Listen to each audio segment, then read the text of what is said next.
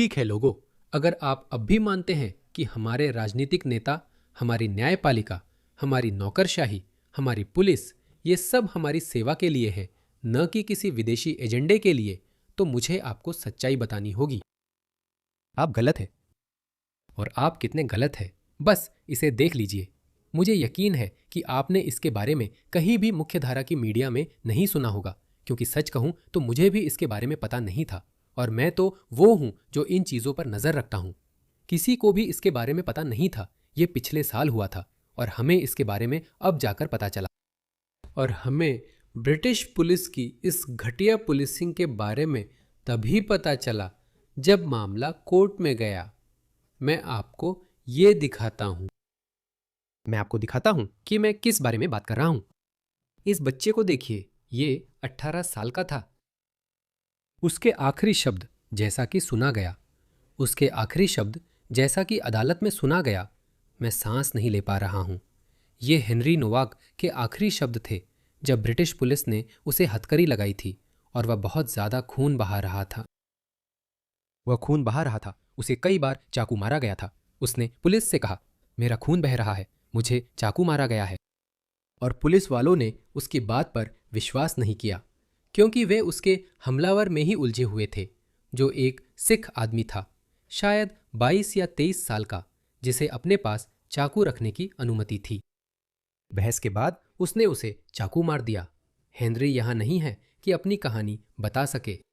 और दुख की बात यह है कि जब वो अपने ही खून में डूब रहा था, जब वो इलाज के लिए गुहार लगा रहा था, उसके हमलावर ने पुलिस से कहा, नहीं, उसने मुझ पर नस्लीय गालियां दी।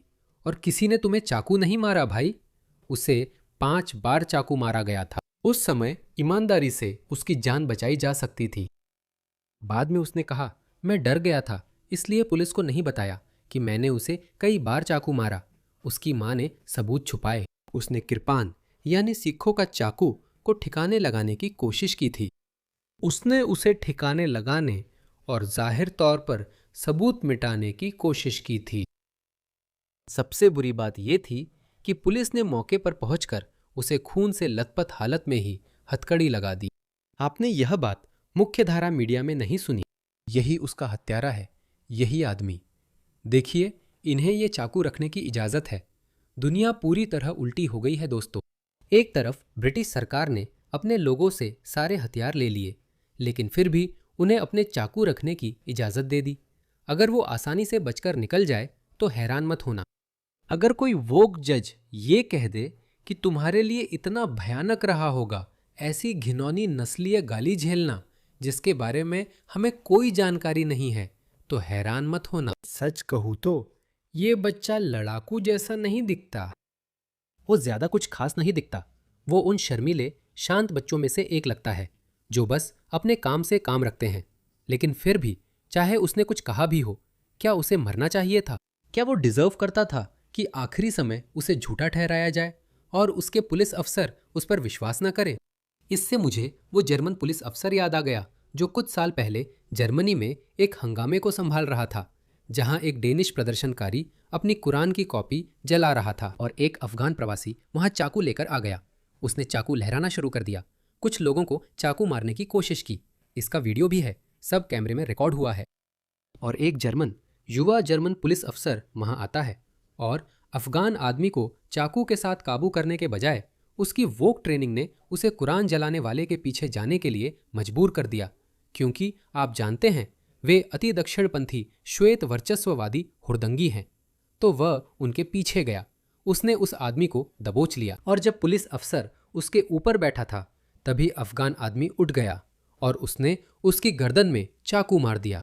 इसीलिए हम आपको बताते हैं कि ये इस्लामवादी सिर्फ हमसे नफरत नहीं करते,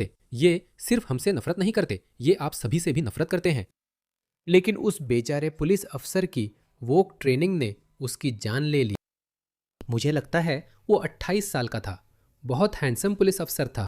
वो हमारे संस्थानों में फैलाई जा रही वोक प्रोपोगेंडा का शिकार हो गया। यही बात यहाँ भी हुई। पुलिस अफसरों ने गोरे आदमी की बात पर भरोसा नहीं किया, बल्कि तुरंत दूसरे आदमी की बात मानकर बोले, क्या उसने नस्लीय दुर्व्यवहार किया? ठीक है, हम तुम्हें गिरफ्तार करेंगे। अगर उसने नस्लीय दुर्व्यवहार किया भी हो तो भी उसे हथकड़ी क्यों पहनाई? ये बच्चा तो खतरे जैसा नहीं लगता। और अगर आप नहीं कर सकते तो मैं बस सोच भी नहीं सकता दोस्तों, सच में मैं सोच भी नहीं सकता। अब चलिए हमारे राजनीतिक अभिजात वर्ग की बात करते हैं।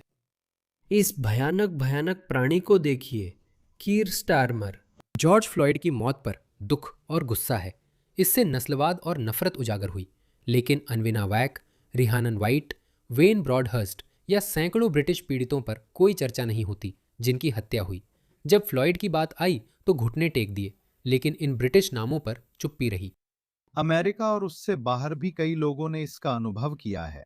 मुझे हैरानी है कि प्रधानमंत्री ने अभी तक इस बारे में कुछ नहीं कहा है, लेकिन मुझे उम्मीद है कि अगली बार जब वे राष्ट्रपति ट्रंप से बात करेंगे, तो वे उन्हें इस बारे में यूके की घोर निंदा जरूर बताएंगे। इस पर उनकी प्रतिक्रिया। घटना और हाँ, और वो छवि मुझे लगता है मेरे साथ हमेशा रहेगी, और मुझे यकीन है कि वो बहुत से लोगों के साथ भी हमेशा रहेगी। यही वही दिखावटी नैतिकता है जो ये पागल लोग करते हैं।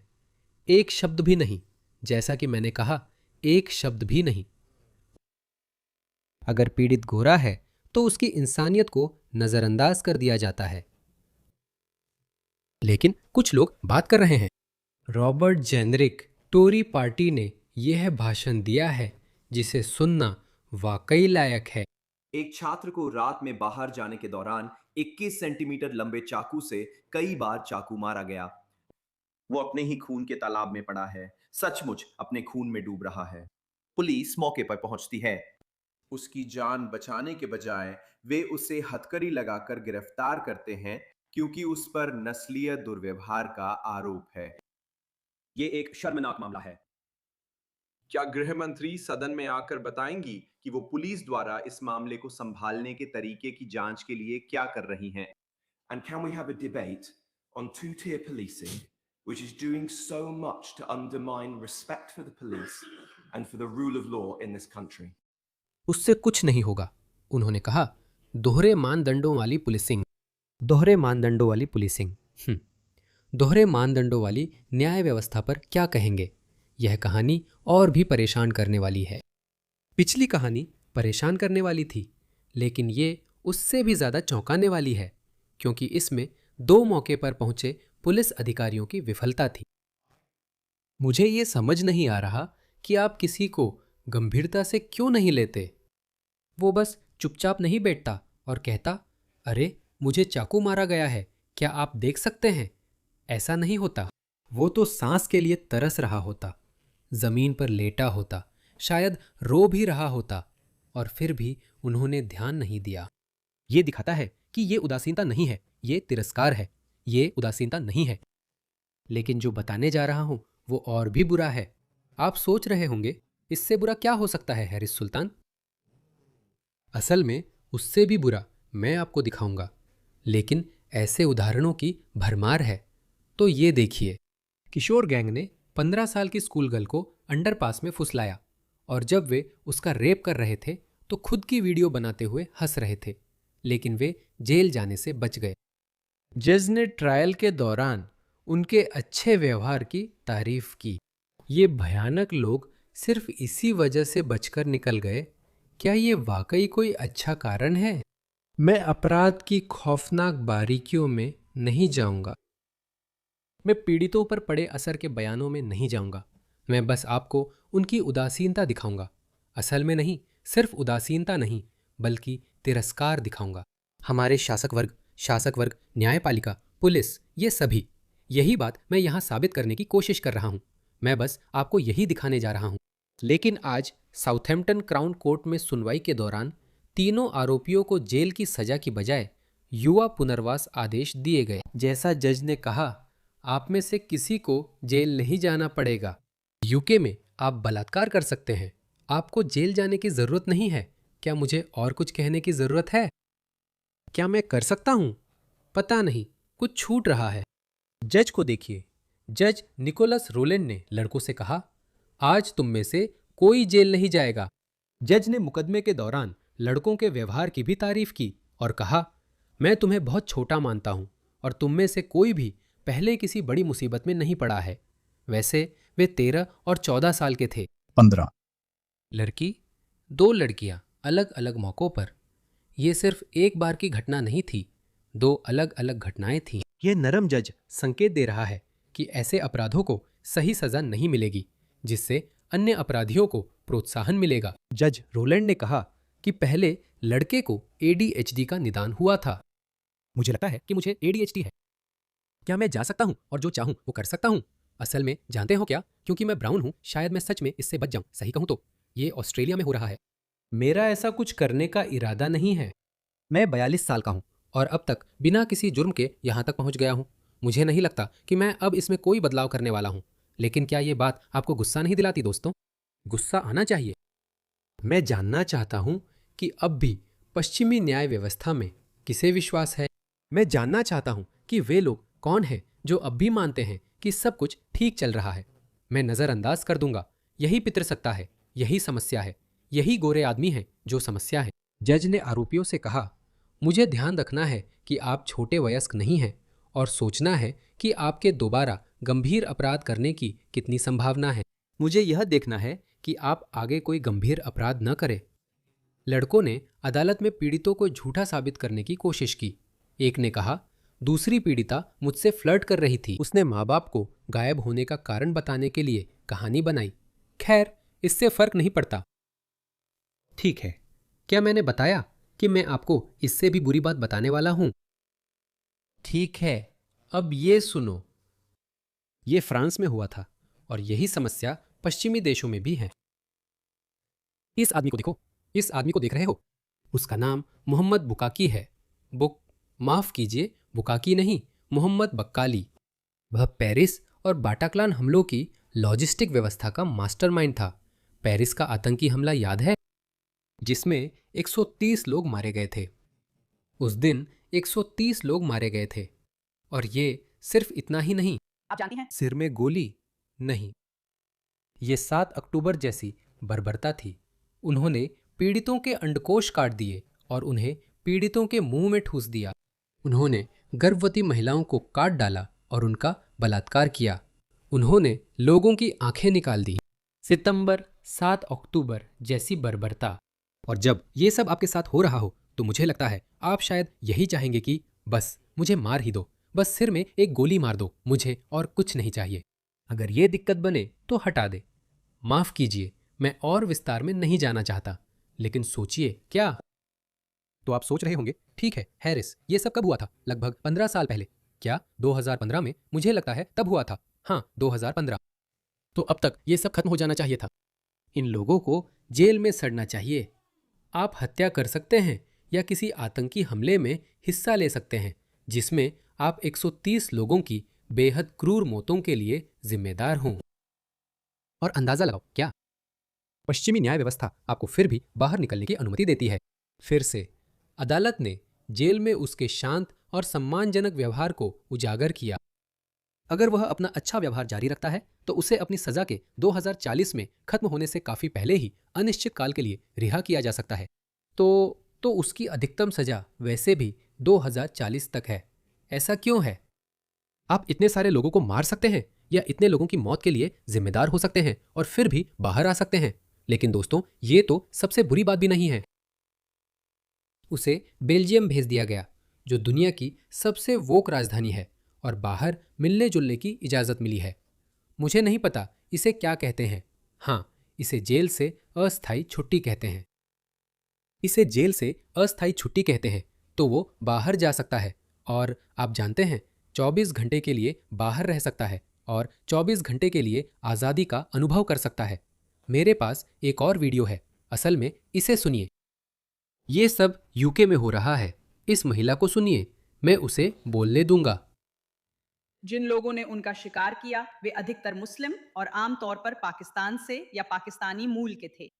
रूगीसबरी की एक पीड़िता को उसके बलात्कारी ने कहा था, मैं उद्धृत करती हूँ, हम यहाँ सभी गोरी लड़कियों के साथ सेक्स करने और सरकार की ऐसी तैसी करने आए हैं। क्या मंत्री मानेंगी कि कई अपराध नस्लीय और धार्मिक कारणों से हुए?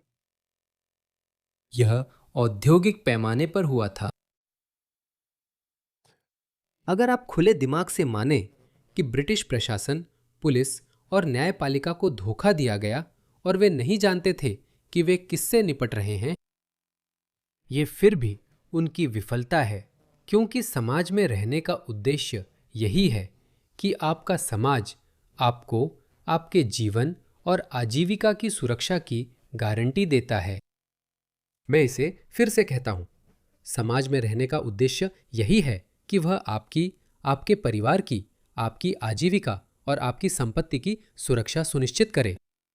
समाज में रहने का यही उद्देश्य है, नहीं तो जंगल में जाकर रहिए, है ना? और पश्चिमी समाज लंबे समय तक खुद को सभ्यता की चरम सीमा मानने पर गर्व करते रहे हैं। यही हो रहा है। वे असफल हुए, लेकिन बुरी बात यह है कि वे इसलिए असफल नहीं हुए क्योंकि आम ब्रिटिश लोग ये कर रहे थे, बल्कि उन्होंने बाहर से ऐसे लोग बुलाए। वे अपनी सांस्कृतिक मूल्य लेकर आए, वे अपनी नफरत और पश्चिम के प्रति तिरस्कार लेकर आए, लेकिन वे इसे आम पश्चिमी लोगों पर निकालते थे, जैसे हमारे बच्चों पर।